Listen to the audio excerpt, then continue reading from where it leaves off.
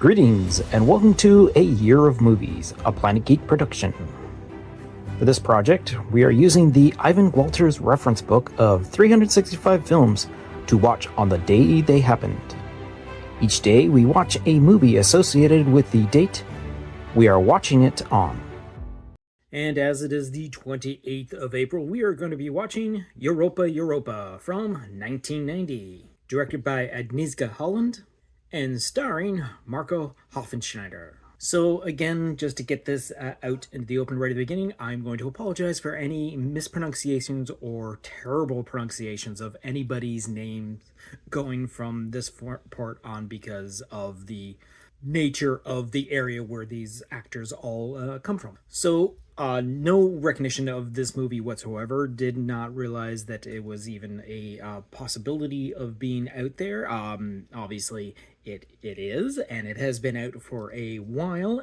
So needless to say, this is definitely the first time I've watched this movie. And like I had already previously mentioned, that it stars Marco Hofschneider, as well as Julia Deppy, Renee Hofschneider, Ashley Wagnager, Halina Labronarska, Klaus Abranowski, and Michelle Glazer.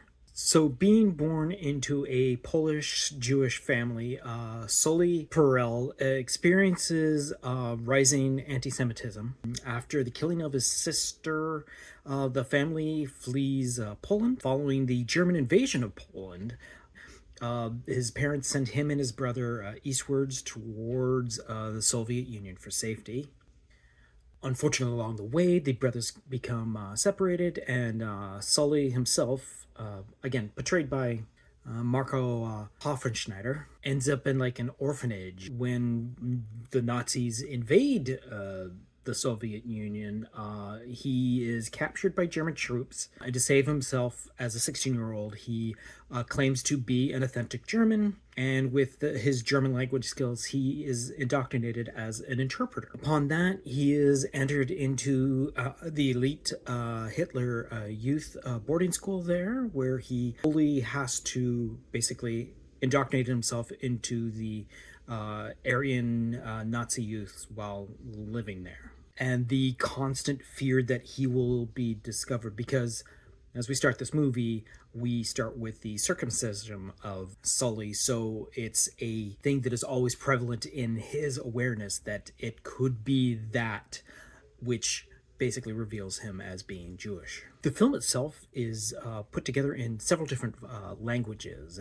It's German, Russian, Polish, and Hebrew throughout the different things. There obviously an English subtitle is how I watch this particular movie, and it's also a better way to do it because you get the gravitas of, again, like I've mentioned before, the actors, their gravitas of the delivery of their actual lines then matched up with the words that you see. But the fact that they end up using the multiple languages instead of everyone speaking one particular language actually adds to the authenticity of what is actually the occurrences of reality happening. A very gripping and thought-provoking, and at actually times surprisingly humorous.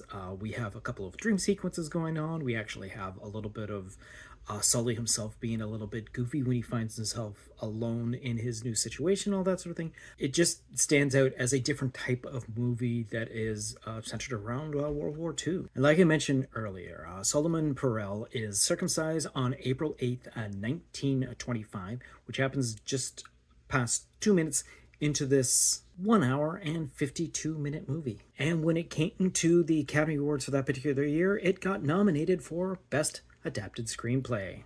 So we're going to wrap up this particular episode and look off to tomorrow to see what movie we're going to watch, and that is going to be for the 29th of April, and that is going to be 127 Hours from 2010.